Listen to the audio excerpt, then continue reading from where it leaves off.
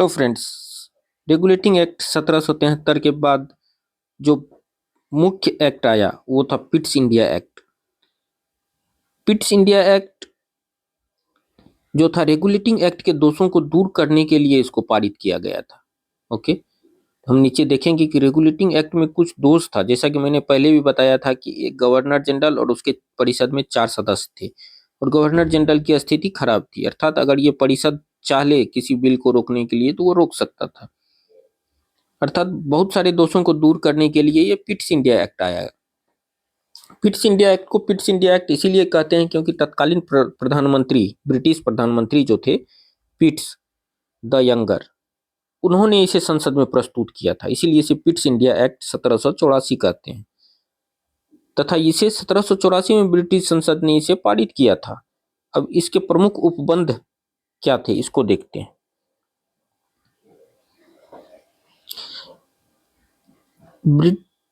इस एक्ट के तहत 6 कमिश्नरों के एक नियंत्रण बोर्ड की स्थापना की गई।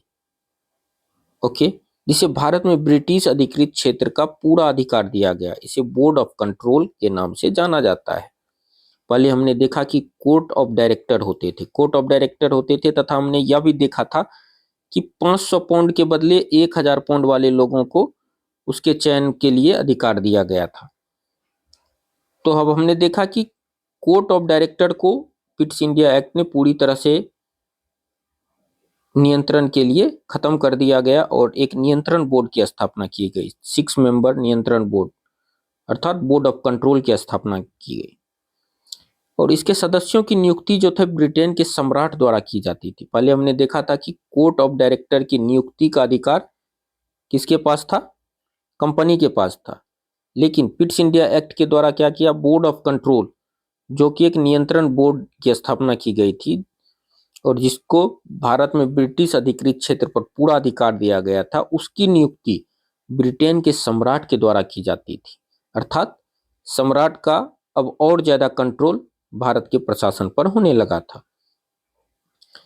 इसके सदस्यों में अब इसके सदस्य कौन कौन थे? एक तो ब्रिटिश का अर्थ मंत्री, चांसलर ऑफ एक्सचेकर था, अर्थात हमारे यहाँ जो वित्त मंत्री होते उस टाइप के लोग उसमें एक सदस्य थे। दूसरा विदेश सचिव, सेक्रेटरी ऑफ स्टेट, जैसे फॉरेन मिनिस्टर जयशंकर साहब हैं, उसी टाइप के ब्रिटेन के जो विदेश सचिव थे दूसरे वो थे। और 4 अन्य सम्राट द्वारा प्रीवी काउंसिल के सदस्यों में से चुने जाते थे। ब्रिटेन का जो प्रीवी काउंसिल था उसमें से 4 सदस्य को चुना जाता था। अर्थात हमने देखा कि ब्रिटिश अधिकृत क्षेत्र पर जो पूरा अधिकार दे दिया गया था बोर्ड ऑफ कंट्रोल को, उसके 6 सदस्यों में से एक तो ब्रिटिश का वित्त मंत्री, फाइनेंस मिनिस्टर, और दूसरा फॉरेन मिनिस्टर, जिसे कि ब्रिटेन में चांसलर ऑफ एक्सचेकर और सेक्रेटरी ऑफ स्टेट कहते हैं, और 4 सदस्य प्रीवी काउंसिल के सदस्यों में से चुने जाते थे। ओके, ये लोग थे। तो आपने देखा कि बोर्ड ऑफ कंट्रोल और अर्थात नियंत्रण बोर्ड के सदस्यों की नियुक्ति ब्रिटिश सम्राट द्वारा किया जाता था तथा ब्रिटिश कैबिनेट के सदस्य उसमें मुख्यतः भाग लेते थे। इस प्रकार से पिट्स इंडिया एक्ट के द्वारा कंपनी पर और अप्रत्यक्ष रूप से भारत के शासन पर ब्रिटिश संसद की पकड़ और भी मजबूत हो गई। नेक्स्ट, हमने देखा कि 1773 में गवर्नर जनरल बहुत ही कमजोर था, क्योंकि 1+4 में अगर 3 मेंबर भी चाह ले तो उसके बहुमत से आधार पर कोई निर्णय हो तो उनके निर्णयों को रोक सकता था। इस कारण से इसमें सुधार करने के लिए गवर्नर जनरल की परिषद की संख्या 4 से घटाकर 3 कर दी गई। 4 से घटाकर 3 कर देने का अर्थ क्या हुआ कि अब एक गवर्नर जनरल है प्लस 3 मेंबर है, और बहुमत के लिए कितना चाहिए? 4 लोगों में से कम 3 लोग। 3 लोग जिस साइड होंगे उस साइड बहुमत हो जाएगा। कर दिया गया।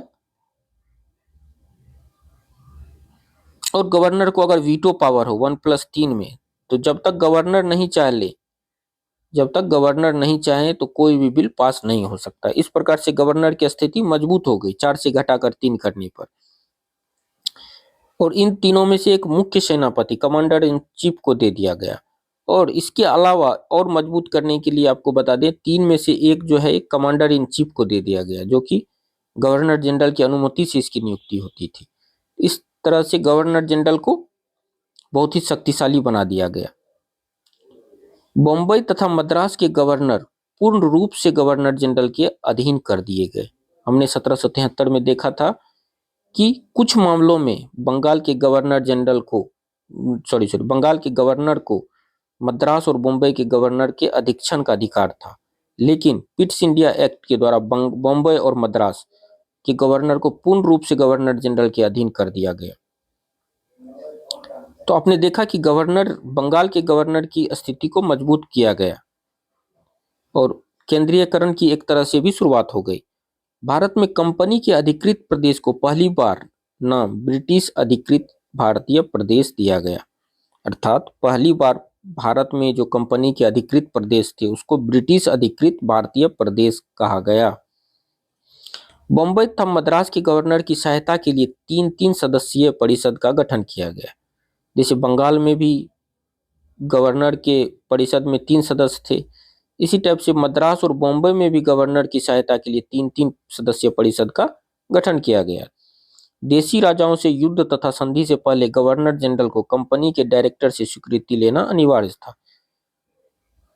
कंपनी के डायरेक्टर से स्वीकृति लेना अनिवार्य कर दिया। किसी भी देशी राजाओं से युद्ध करना हो, संधि करना हो, तो गवर्नर अपने मन से नहीं कर लेते थे, उसे कंपनी के जो डायरेक्टर थे, मैंने 1773 में बताया था कि कंपनी के डायरेक्टर का चयन करते थे कंपनी के शेयरधारक, उनसे अनुमति लेना अनिवार्य कर दिया गया था।